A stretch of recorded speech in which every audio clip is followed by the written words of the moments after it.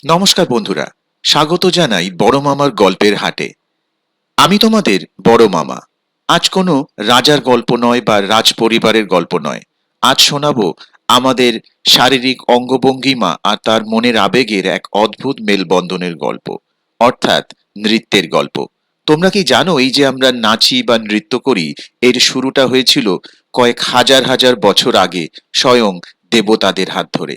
চার বেদের নির্যাস নিয়ে তৈরি হয়েছিল এক পঞ্চম বেদ, যার নাম নাট্যবেদ। আজ তোমাদের বলবো মহাদেবের সেই রুদ্র তাণ্ডব থেকে শুরু করে শ্রীকৃষ্ণের রাসলীলা আর বাংলার মাটির ধুনুচি নাচের সব রোমাঞ্চকর কথা। চলো তবে আজকের গল্পের হাট জমিয়ে তোলা যাক। ভারতীয় নৃত্যের উদ্ভব প্রাচীন ইতিহাস, ধর্ম এবং হিন্দু পুরাণের সাথে গভীরভাবে জড়িয়ে আছে। পৌরাণিক বিশ্বাস অনুসারে ভগবান ব্রহ্মা চার বেদ থেকে বিভিন্ন উপাদান, যেমন ঋগ্বেদ থেকে পাঠ্য, সামবেদ থেকে সঙ্গীত, যজুর্বেদ থেকে অভিনয় এবং অথর্ব বেদ থেকে রস বা আবেগ সংগ্রহ করে নাট্যবেদ নামক পঞ্চম বেদ সৃষ্টি করেন, যার মাধ্যমে পৃথিবীতে নৃত্যের সূচনা হয়। এই শিল্পকলার সবচেয়ে প্রাচীন ও প্রামাণিক তাত্ত্বিক ভিত্তি পাওয়া যায় ভরতমুনির রচিত নাট্যশাস্ত্র গ্রন্থে, যাকে ভারতীয় শাস্ত্রীয় নৃত্যের মূল ব্যাকরণ হিসেবে বিবেচনা করা হয়। প্রাচীনকালে নৃত্য মূলত মন্দিরে ঈশ্বরের আরাধনার একটি পবিত্র মাধ্যম হিসেবে চর্চা করা হতো। সময়ের সাথে সাথে এই আধ্যাত্মিক শিল্পকলা রাজদরবার ও জনসমাজে প্রসারিত হয়।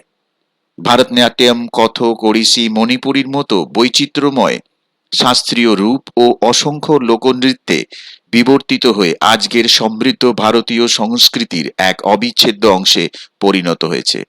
ভারতীয় শাস্ত্রীয় নৃত্যের মূল ব্যাকরণ, নাট্যশাস্ত্র এবং অভিনয় দর্পণ অনুসারে সমগ্র ভারতীয় নৃত্যকলাকে মূলত দুইটি প্রধান শৈলীতে ভাগ করা যায়: এক তাণ্ডব আর দুই লাস্য। এই দুই রূপ আসলে মহাবিশ্বের পুরুষ এবং প্রকৃতি বা নারী শক্তির প্রতীক হিসেবে বিবেচিত হয়। তাণ্ডব, শিবের তেজস্বী নৃত্য। হিন্দু পুরাণের এক অনন্য ও মহিমাময় সৃষ্টি হল তাণ্ডব নৃত্য, যা স্রষ্টা স্বয়ং দেবাদিদেব মহাদেব। ভরতমুনির নাট্যশাস্ত্র অনুসারে স্বয়ং শিব তার শিষ্য তণ্ডুলদের মাধ্যমে এই নৃত্যশৈলী মর্তের মুনিদের শিখিয়েছিলেন। তাণ্ডব মূলত তার তেজস্বিতা, গতি এবং জ্যামিতিক অঙ্গভঙ্গির জন্য পরিচিত। এটি অত্যন্ত শক্তিশালী এবং জোরালো এক নৃত্যরূপ, যেখানে পায়ের শৈল্পিক কাজ এবং শরীরের প্রতিটি পেশির সুশৃঙ্খল নড়াচড়া এক অভাবনীয় বীরত্ব ও গাম্ভীর্যের বহিঃপ্রকাশ ঘটায়। ভাব ও আবেগের দিক থেকে তাণ্ডব বহুমুখী। একদিকে যেমন রুদ্র তাণ্ডব ক্রোধ, ভয় এবং মহাজাগতিক ধ্বংসের প্রতীক, ঠিক অন্যদিকে আনন্দ তাণ্ডব সৃষ্টির পরম উল্লাসকে তুলে ধরে। ভারতীয় ধ্রুপদী নাচের ক্ষেত্রেও এর প্রভাব অনস্বীকার্য। কথাকলি এবং পূর্ব ভারতের বীরত্বপূর্ণ ছৌ নাচের তাণ্ডবের রূপ সবচেয়ে বেশি সুপ্রকট। এছাড়া ভারতনাট্যম ও কথকের মতো ধ্রুপদী নৃত্যেও যে দ্রুত ও শক্তিশালী অংশগুলো আমাদের চোখে পড়ে, তার মূলেও রয়েছে এই কালজয়ী তাণ্ডব শৈলী।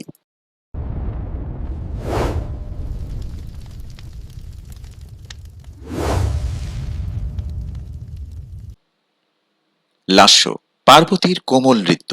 হিন্দু পুরাণের এক অনুপম সৃষ্টি হল লাস্য নৃত্য, যার আদি প্রবর্তক স্বয়ং দেবী পার্বতী। মহাদেব যখন প্রলয়ঙ্কারী তাণ্ডব নৃত্যে মগ্ন ছিলেন, তখন মহাবিশ্বে শান্তি ও ভারসাম্য ফিরিয়ে আনতে দেবী পার্বতী এই অত্যন্ত কোমল মধুর নৃত্যের অবতারণা করেন।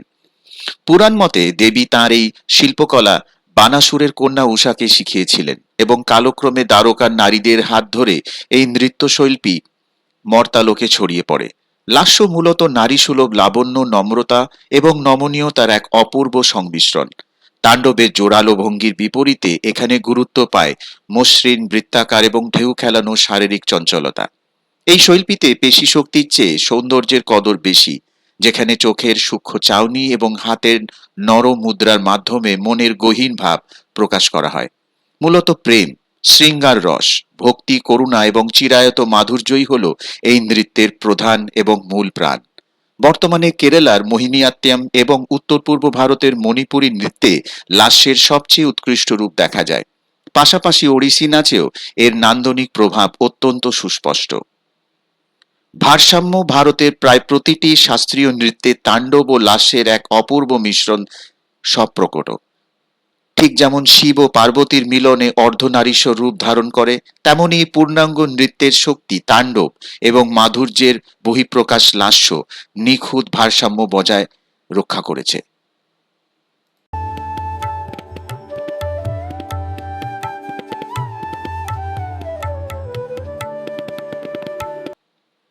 ভারতীয় শাস্ত্রীয় নৃত্যে অভিনয়ের মূল ভিত্তি হল নবরস।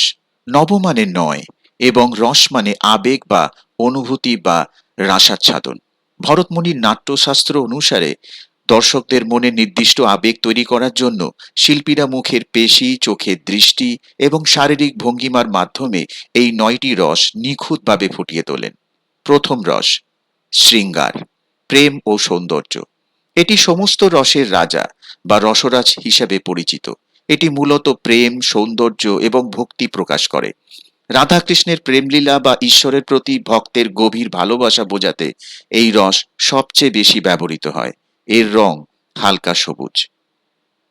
হাস্য, আনন্দ ও কৌতুক। হাসি, মজা, কৌতুক এবং নির্মল আনন্দের প্রকাশ করতে এই রস ব্যবহৃত হয়। অনেক সময় ব্যঙ্গ বা পরিহাস বোঝাতেও চোখের দৃষ্টি এবং হাসির মাধ্যমে এটি ফুটিয়ে তোলা হয়। এর রং সাদা। করুণা, শোক ও সহানুভূতি। গভীর দুঃখ, শোক, হতাশা বা কারোর প্রতি প্রবল সহানুভূতি বোঝাতে করুণা রস ব্যবহৃত হয়। প্রিয়জনকে হারানোর বেদনা বা বিচ্ছেদের কষ্ট এই রসের মাধ্যমে অত্যন্ত মর্মস্পর্শীভাবে ফুটে ওঠে। এর রং ধূসর বা কবুতরের রঙের মতো। রুদ্র, ক্রোধ বা রাগ। প্রচণ্ড রাগ, ক্রোধ এবং হিংস্রতা প্রকাশ করতে রুদ্র রস ব্যবহৃত হয়। শিবের ধ্বংসাত্মক রূপ, রাবণের অহংকার বা যুদ্ধে শত্রুর প্রতি ক্ষোভ বোঝাতে শিল্পীরা চোখ বড় বড় করে এবং ভ্রুকুটি কুঁচকে এই রস ফুটিয়ে তোলেন। এর রং লাল। বীর রস, সাহসিকতা বা বীরত্ব। অদম্য সাহস, বীরত্ব, আত্মবিশ্বাস এবং শৌর্য প্রকাশ করতে বীর রস ব্যবহৃত হয়। রাম বা অর্জুনের মতো যোদ্ধাদের যুদ্ধের প্রস্তুতি বা বিজয়ের গর্ব বোঝাতে মাথা উঁচু করে এবং দৃঢ় দৃষ্টিতে এটি পরিবেশিত হয়। এর রং হলুদ বা সোনালী। ভয়ানক, ভয় ও আতঙ্ক। প্রচণ্ড ভয়, আতঙ্ক, উদ্বেগ এবং অসহায়তা বোঝাতে এই রস ব্যবহৃত হয়। কোনো ভয়ঙ্কর দানবকে দেখে বা প্রাকৃতিক বিপর্যয়ের সামনে মানুষের যে ভয়ের অনুভূতি হয় তা কাঁপা কাঁপা শরীর এবং ভীত চোখের মাধ্যমে প্রকাশ করা হয়। এর রং কালো। বীভৎস, ঘৃণা ও বিরক্তি। কোনো কিছুতে গভীর ঘৃণা, বিরক্তি বা অসন্তোষ প্রকাশ করতে বীভৎস রস ব্যবহৃত হয়। খারাপ কাজ, দুর্গন্ধ বা অপ্রীতিকর কোনো দৃশ্য দেখার পর মানুষের যে স্বাভাবিক ঘৃণার ছাপ পড়ে, এটি তার বহিঃপ্রকাশ। এর রং নীল। অদ্ভুত, বিশিষ্ট, বিস্ময়, আশ্চর্য। গভীর বিস্ময়, আশ্চর্য বা রহস্যময় কিছু দেখার অনুভূতি বোঝাতে এই অদ্ভুত রস ব্যবহৃত হয়। ঈশ্বরের কোনো অলৌকিক লীলা বা জাদুকরী কিছু দেখে চোখ বড় বড় করে এবং আনন্দে অভিভূত হয়ে এই রস প্রকাশ করা হয়। এর রং হলুদ। শান্ত, প্রশান্তি ও মোক্ষ। ভরতমুনির নাট্যশাস্ত্রে প্রথমে 8টি রসের কথা বলা হলেও পরবর্তীতে অভিনবগুপ্ত এই নবম রসটি সংযোগ করেন। এটি হলো পরম শান্তি, স্থিরতা, আধ্যাত্মিকতা এবং জাগতিক মোহমুক্তির আনন্দ। ভগবান বুদ্ধ বা মহাবীরের ধ্যানমগ্ন অবস্থার প্রশান্তি এই রসের শ্রেষ্ঠ উদাহরণ। এর রং সাদা বা স্ফটিকের মতো স্বচ্ছ। তাহলে চলো বন্ধুরা, আমরা ভারতীয় শাস্ত্রীয় নৃত্যের অভিনয়ের মূল ভিত্তি এই নবরসের কিছু মহিমা চাক্ষুষ দর্শন করে নিই।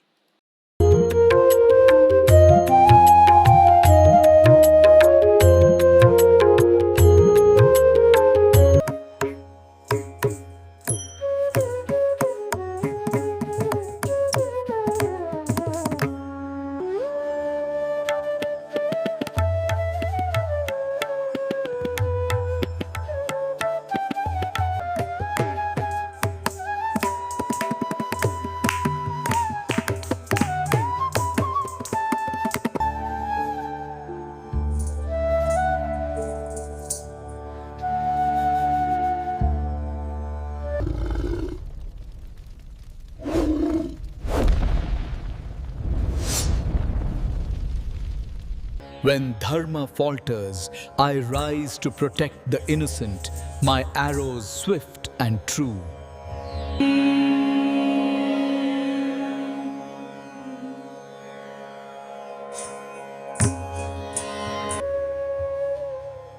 The storm rages within my soul. Will I find?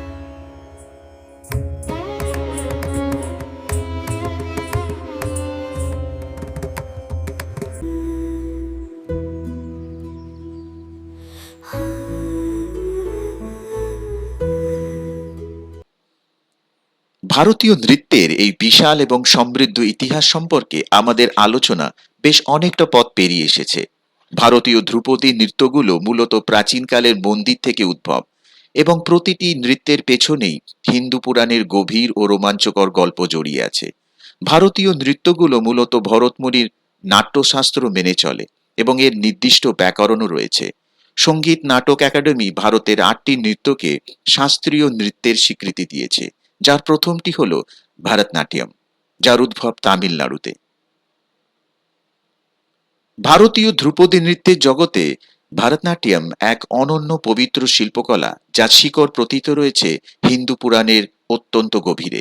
প্রচলিত বিশ্বাস অনুযায়ী দেবতারা যখন ব্রহ্মার কাছে সর্বজন গ্রাহ্য এক বিনোদনের মাধ্যম চেয়েছিলেন, তখন স্বয়ং ব্রহ্মা 4 বেদের নির্যাস নিয়ে সৃষ্টি করেন নাট্যবেদ বা পঞ্চম বেদ। এই অমূল্য জ্ঞান তিনি প্রদান করেন ভরতমুনিকে। মনে করা হয় দেবাদিদেব মহাদেবের মহাজাগতিক নটরাজ রূপ এবং দেবী পার্বতীর লাস্যময় লাস্য নৃত্যের এক অপূর্ব সমন্বয় হল এই ভারতনাট্যম। এই নৃত্যশিল্পীর বিশেষত্ব হল এর জ্যামিতিক নির্ভুলতা এবং অর্ধমণ্ডলী ভঙ্গি। নৃত্যের প্রতিটি পদক্ষেপে পতাকা ত্রিপতাকার মতো সুনির্দিষ্ট হস্তমুদ্রা ব্যবহার করা হয়। ভরতনাট্যমের পোশাক ও রূপসজ্জা অত্যন্ত রাজকীয়। নর্তকীরা উজ্জ্বল রঙের কাঞ্জিভারম সিল্কের শাড়ি পরিধান করেন, যার সামনে বিশেষ কুঁচি, যা বসলে এক সুন্দর পাখার মতো মেলে ধরে। এর সাথে সাথে ভারী সোনার গহনা, চোখের গাঢ় কাজল, হাতে পায়ে লাল আলতা এবং চুলে সুগন্ধি ফুলের গজরা। সঙ্গীতের ক্ষেত্রে এই নৃত্যের প্রধান প্রাণ হল মৃদঙ্গম, তবে এর ছন্দ নিয়ন্ত্রিত হয় নট্টু ভাঙ্গ্যম বা গুরুর হাতের একজোড়া ছোট করতাল দিয়ে। এছাড়া বেহালা, বাঁশি ও বীণার সুর এই নৃত্যকে পূর্ণতা প্রদান করে। আধুনিক যুগে এই মহান শিল্পকে পুনরুজ্জীবিত করার ক্ষেত্রে রুক্মিণী দেবী অবদান অনস্বীকার্য। এছাড়াও যামিনী কৃষ্ণমূর্তি, মল্লিকা সারাভাই এবং পদ্মা সুব্রমণিয়ামের মতো কিংবদন্তি শিল্পীরা ভরতনাট্যমকে বিশ্বমঞ্চে এক অনন্য উচ্চতায় পৌঁছে নিয়ে গেছেন।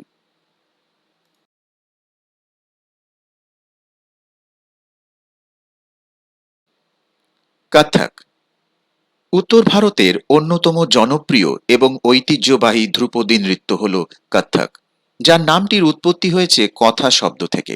প্রাচীনকালে উত্তর ভারতের বিভিন্ন গ্রাম ঘুরে ঘুরে কথাকার বা গল্পকথকরা রামায়ণ, মহাভারত ও পুরাণের গল্পগুলো অভিনয় ও নৃত্যের মাধ্যমে সাধারণ মানুষের কাছে তুলে ধরতেন। কালক্রমে এই শিল্পশৈলীটি মথুরা, বৃন্দাবনে শ্রীকৃষ্ণের রাসলীলা এবং রাধা গোপিনীদের ঐশ্বরিক প্রেমের ওপর নির্ভর করে গভীরভাবে মানুষের মনে ছাপ ফেলে। পরবর্তীতে মোঘল আমলে এই নৃত্যটি রাজদরবারের পৃষ্ঠপোষকতা লাভ করে, যার ফল এটিতে হিন্দু ও মোঘল উভয় ঘরানার এক অপূর্ব মেলবন্ধন সুপ্রকট হয়। কত্থক নৃত্যের প্রধান বৈশিষ্ট্য হল এর অত্যন্ত দ্রুত পায়ের কাজ, যাকে বলা হয় ততকার, এবং এক জায়গায় দাঁড়িয়ে চোখের পলকে ঘুরে আসা বা চাক্কর। শিল্পীরাই নাচের তবলার বলে সাথে সাথে তাল মিলিয়ে পায়ে পড়া 100 থেকে 200টি ভারী ঘুঙুরের আওয়াজে এক মায়াবী পরিবেশ তৈরি করেন। পোশাকের ক্ষেত্রে এই নাচে হিন্দু ও মোঘল ঐতিহ্যের ছাপ সুস্পষ্ট। সাধারণত লেহেঙ্গা, চোলি বা আনারকলি চুড়িদার পরা হয়। রূপসজ্জায় থাকে স্নিগ্ধ মেকআপ, লম্বা বেনি বা খোঁপা এবং সাধারণ অলংকার। সঙ্গীতের ক্ষেত্রে কত্থকের প্রাণ হল তবলা ও পাখোয়াজ, যা তালে তালে চলে পায়ের সূক্ষ্ম কাজ। সুরের মূর্ছনা ছড়িয়ে দেয় সারেঙ্গি, হারমোনিয়াম এবং বাঁশি। পণ্ডিত বিরজু মহারাজ সীতারা দেবী, লচ্ছু মহারাজ এবং শোভনা নারায়ণের মতো মহান শিল্পীদের সাধনায় কত্থক আজ বিশ্বমঞ্চে এক অনন্য উচ্চতায় পৌঁছেছে। বিশেষ করে পণ্ডিত বিরজু মহারাজের অবদান কত্থক নৃত্যকে এক চিরকালীন রাজকীয় রূপ প্রদান করেছে।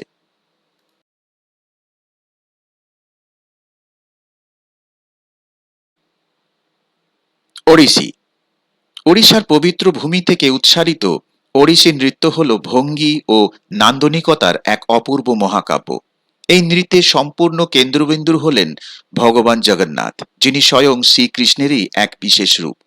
প্রাচীনকালে পুরী মন্দিরে মাহারি বা দেবদাসীরা মহাপ্রভুর সন্তুষ্টির জন্য জয়দেবের গীত গোবিন্দম এর পদাবলীর ছন্দে এই নৃত্য পরিবেশন করেন। ওড়িশি নৃত্যের প্রতিটি মুদ্রায় যেন মন্দিরের গায়ে খোদাই করা জীবন্ত ভাস্কর্য ফুটে ওঠে। এর প্রধান বৈশিষ্ট্য হল ত্রিভঙ্গ ভঙ্গি, যেখানে মাথা, বুক এবং কোমর তিন দিকে বাঁকানো থাকে, যা মূলত বাঁশি হাতে দণ্ডায়মান শ্রীকৃষ্ণেরই প্রতিচ্ছবি। এছাড়া চৌক বা বর্গাকার শারীরিক অবস্থান এই নৃত্যশৈল্পীকে এক অনন্য গাম্ভীর্য প্রদান করে। ওড়িশি নৃত্যের পোশাক ও রূপসজ্জা অত্যন্ত মার্জিত ও শৈল্পিক।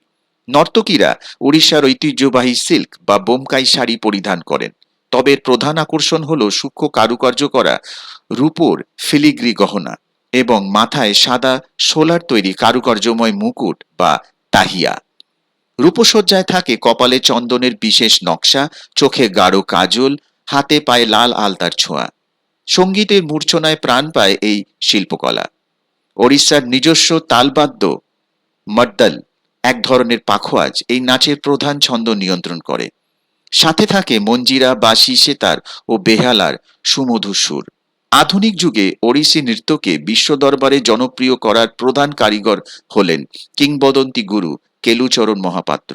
তার হাত ধরেই সোনাল মানসিং, মানবী মুদগল এবং সুজাতা মহাপাত্রের মতো শিল্পীরা ওড়িশি নৃত্যকে এক অনন্য উচ্চতায় পৌঁছে দিয়েছেন।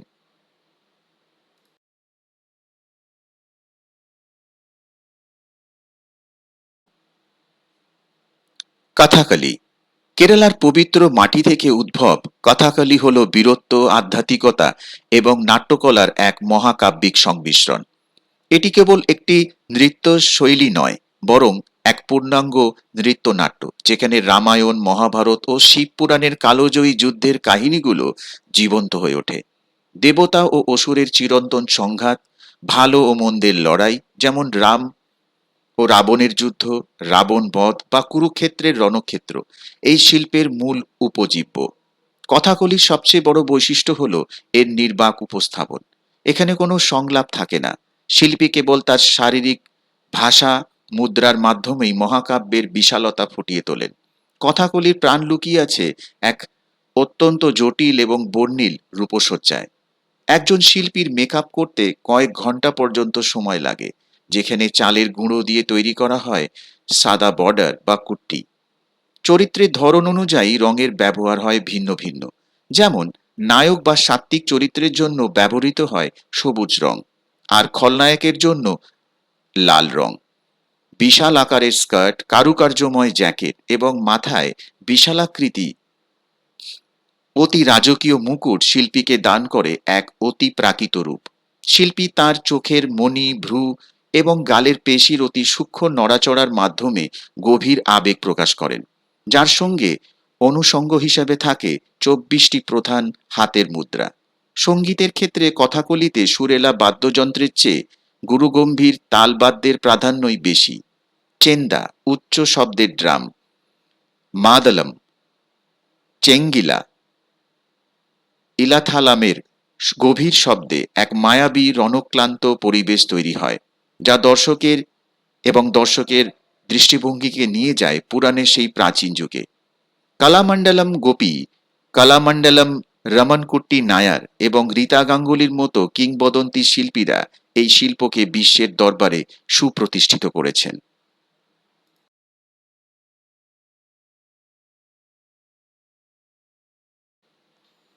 মণিপুরী নৃত্য। মণিপুরের সবুজ উপত্যকা এবং বৈষ্ণব ভক্তির পবিত্র ধারা থেকে জন্ম নিয়েছে মণিপুরী নৃত্য, যা ভারতীয় ধ্রুপদী নৃত্যের জগতে এক আধ্যাত্মিক বিস্ময়।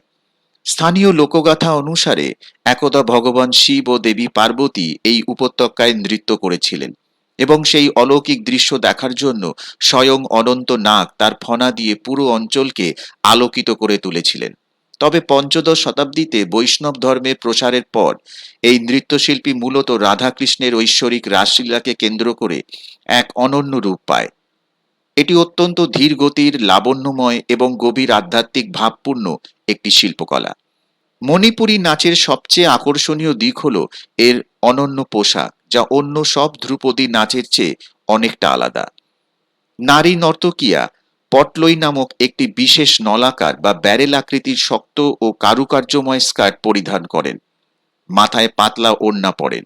অন্যদিকে পুরুষেরা শ্রীকৃষ্ণের সাজে ধুতি, মাথায় ময়ূরের পালক শোভিত মুকুট পরেন। এই নাচের রূপসজ্জা অত্যন্ত স্নিগ্ধ, যেখানে কপালে থাকে চন্দনের তিলক। মণিপুরী নৃত্যের মুদ্রা ও চলন অত্যন্ত মৃদু। এখানে পায়ের কাজ এতটাই কোমল যে মাটিতে জোরে আঘাত করার শব্দ পাওয়া যায় না, যেন নর্তকীরা হাওয়ায় ভেসে চলেছেন। এই নৃত্যের অবিচ্ছেদ্য অংশ হল পুং নামক মণিপুরী ঢোল। অনেক সময় শিল্পীরা নিজেরাই পুং ঢোলম নৃত্যের মাধ্যমে এই ঢোল বাজিয়ে অসামান্য শারীরিক দক্ষতা প্রদর্শন করেন। এছাড়া পেনা নামক ঐতিহ্যবাহী তারযন্ত্র এবং বাঁশির সুর এই নাচে এক মায়াবী পরিবেশ তৈরি করে। আধুনিক যুগে গুরু বিপিন সিং, ঝাভেরি ভগ্নিগন এবং রাজকুমার সিংজি এই পবিত্র নৃত্যশৈলীকে বিশ্বজুড়ে সমাদৃত করেন।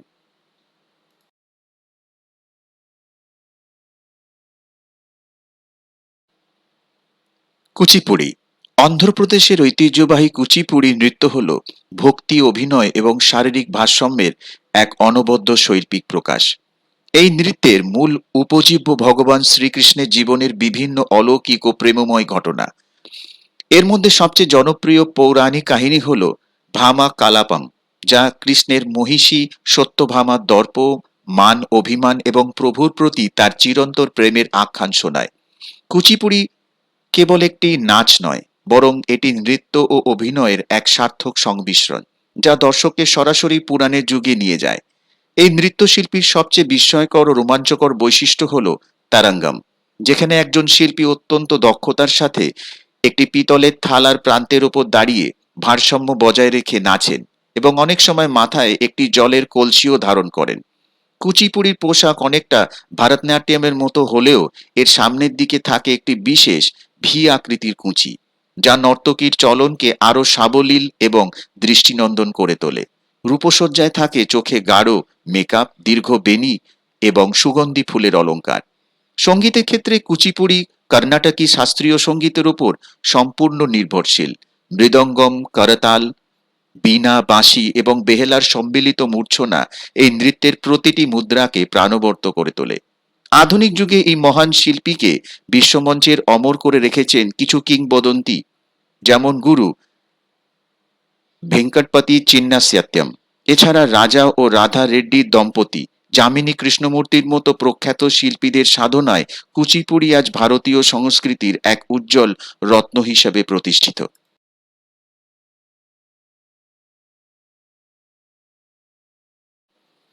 মোহিনীয়াত্তম। কেরালার শান্ত প্রকৃতি এবং ভগবান বিষ্ণুর মোহিনী রূপের আধ্যাত্মিক আখ্যান থেকে জন্ম নিয়েছে মোহিনীয়াত্তম।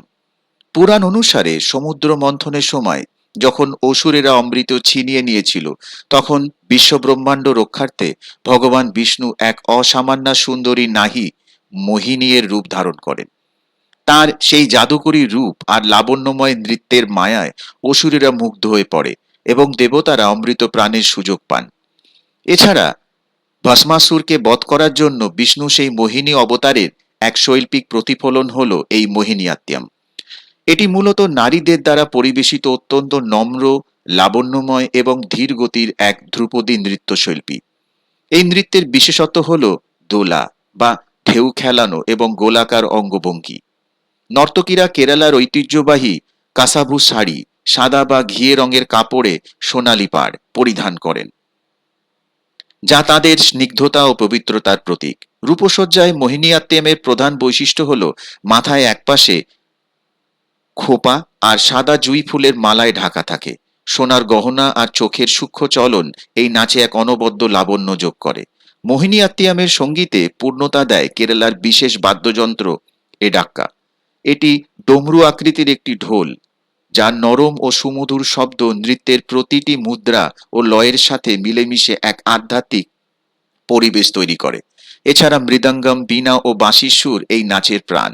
আধুনিক যুগে এই মহান শিল্পকে বিলুপ্তির হাত থেকে রক্ষা করেছেন কলামণ্ডলম কল্যাণীকুট্টি আম্মা, যাকে মোহিনী আত্মিয়ামের মাতা বলে শ্রদ্ধা জানানো হয়। তার উত্তরসূরি হিসাবে সুনন্দা নায়ার এবং পল্লবী কৃষ্ণের মতো শিল্পীরা এই মোহিনী রূপের শিল্পকে বিশ্ব দরবারে আজও সমুজ্জ্বল করে রেখেছেন।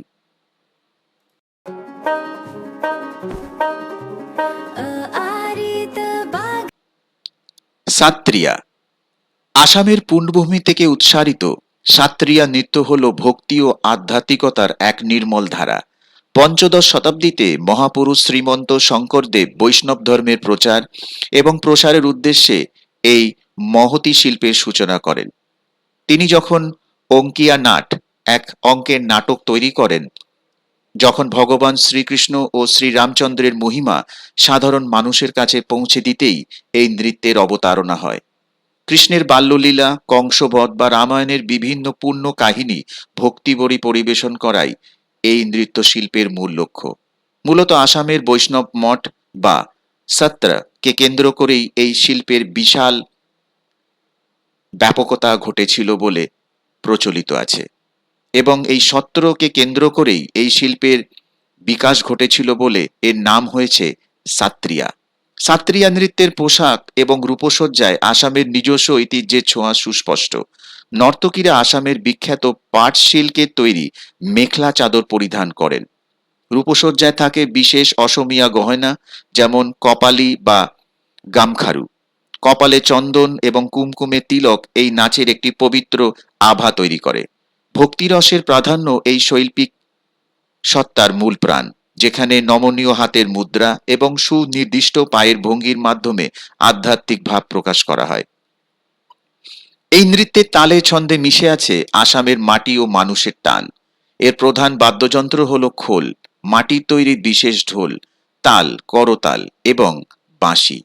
সাত্রিয়া নৃত্যকে বিশ্বমঞ্চে ধ্রুপদী নৃত্যের মর্যাদা এনে দেওয়ার পেছনে যতীন গোস্বামী, গুরু ইন্দিরা পিপি বোরা এবং শারদী সাইকিয়ার মতো মহান শিল্পীদের অবদান চিরস্মরণীয়। তাদের সাধনার সত্র বা মঠের এই পবিত্র আরাধনা আজ এক বিশ্বনন্দিত শিল্পকলা হিসাবে সুপ্রতিষ্ঠিত।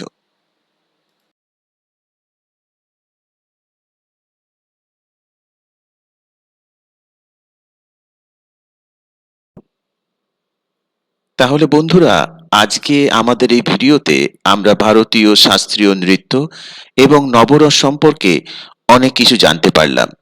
পরবর্তী পর্বে আমরা জানতে পারবো অসংখ্য লোকনৃত্যের সম্পর্কে নানাবিধ তথ্য। তাহলে আমরা পরের ভিডিও পর্যন্ত অপেক্ষা করি। আজকের মতো এখানেই শেষ করলাম। নমস্কার।